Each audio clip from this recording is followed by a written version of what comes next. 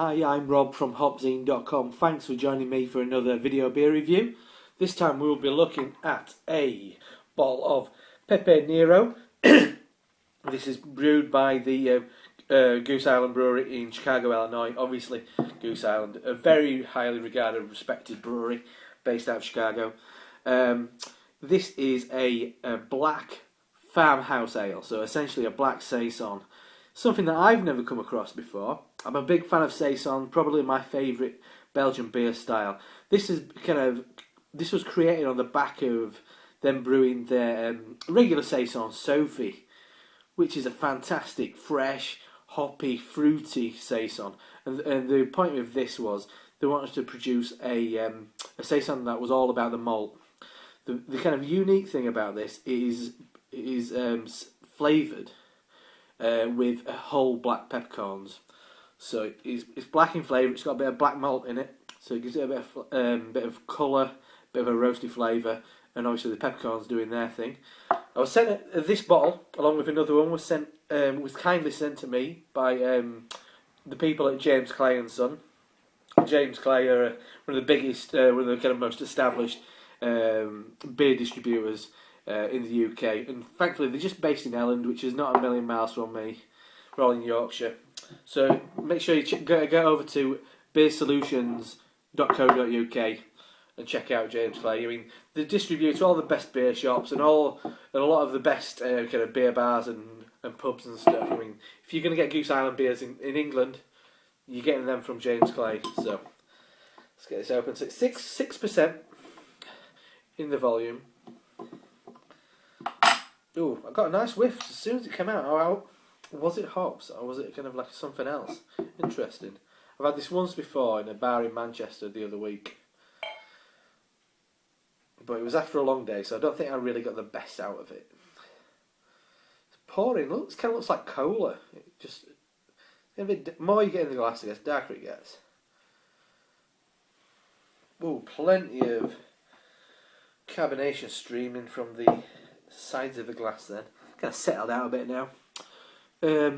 Quite a fizzy looking head, quite thin, dying down quite quickly. Loads of little tight bubbles. Very dark. Load it up to the light. Maybe like a dark mahogany colour actually. Slightly, you can't really see on camera, but slightly kind of reddish at the edges. But it's a very unique looking beer. It's a quite handsome looking beer, to be honest. Let's give it a swirl. Get those aromas out. Oh, malty, very malty. Definitely a Belgian yeast kind of thing in there. Oh yeah, that's all about that combination. There is a kind of a zestiness to it as well. But yeah, definitely lots of Belgian yeast in there. Maybe kind of a sweet roasted chestnut thing going on as well. Not much of that pepper, but I wasn't expecting much. Yeah, it's nice. It's just lovely smelling beer. Quite a fresh beer, considering it's all about the malt. Is this one?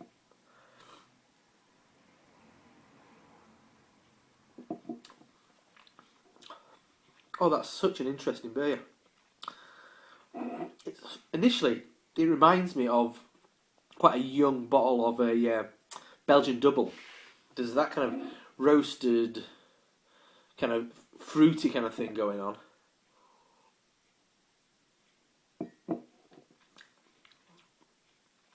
Oh, that's so interesting.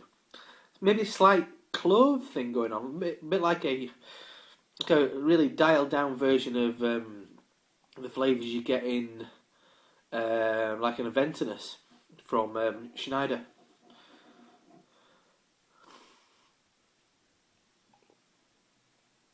Nice carbonation. Yeah, Belgian yeast in there. Definitely getting that Belgian thing going on. Raisins. I think you're getting. Yeah, it's all about quite bready malts. Quite doughy.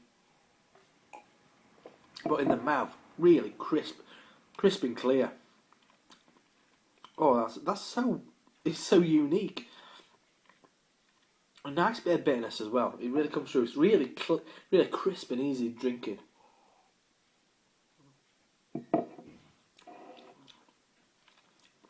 Oh, that's so complex. It's unlike anything I've ever had. I said I'm a big fan of Saison, but this isn't a Saison in its truest sense. I'm not getting much of the pepper, to be honest. For me, it's like there's a lot of bready malt, quite a kind of a burnt bread kind of thing going on. Slightly cloves, lots of spices in there. Yeah, cloves, definitely. But not as banana-y and things like that as you get in like a wheat beer, something like that. But it's got that, it's in there, that true spicy clove thing going on.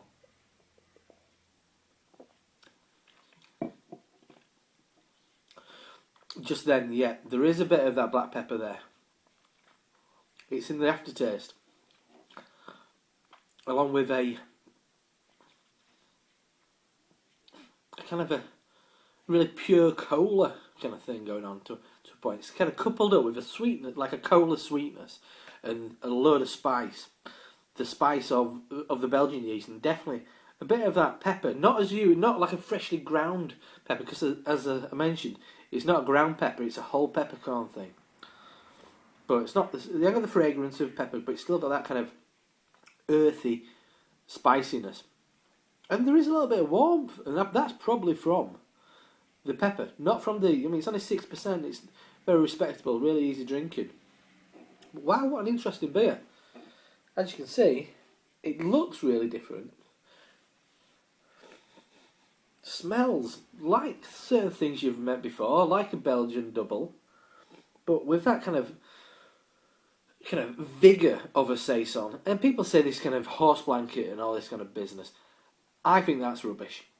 It doesn't smell like a horse blanket. And what does a horse blanket smell like? People have just read that on the internet and passed that off as their own kind of opinion. It doesn't smell like a horse blanket. It smells like bread, spices, alcohol, cloves, that kind of thing. Bready malt, dark bready malt. And it tastes fresh, malty, nice level of bitterness, then ending with this strange but enjoyable pepper edge. Moorish as well, really Moorish. It's another great beer from Goose Island. I think people in this country have got a bit bored of the of Belgian beers, but in America they're going crazy for Belgian style beers, and a lot of the time brewing better Belgian beers than that have been brewed outside of the kind of the classic Trappists in Belgium. Goose Islands have always been really exciting. What I've had so far, I've had the Sophie, a Saison, fantastic. I had the Fleur, which is it's left me bewildered. Really, it was outstanding. Kind of like a Guernsey kind of thing going on, kind of like a lambic taste, like a really fresh, really full of life and spiced with hibiscus flowers. That was a cracking beer. I mean, I had it in the cupboard for ages because I was like, not sure if I'm up for some Belgian style beer, uninspired Belgian style beer. But that's an absolute stormer. This year Matilda's not been the best it's been, kind of lost its Ore Valley edge, but I think this is another great addition to Goose Island's Belgian style range. Pepe Nero, Sophie, Fleur. I'd love to try the Pierre Jacques and the few others that have done Demolition and all that, because they're really interesting beers, and I think Goose Island, one of the more established breweries in America, but doing really interesting things. They've got a really fantastic barrel aging program and stuff. I think people take for granted these more established breweries and don't fully kind of appreciate what they're producing. But this is an absolute stormer, another killer beer from Goose Island. And thanks for joining me. And I'll just enjoy another swig, and I'll toast you, and I'll see you soon. Cheers.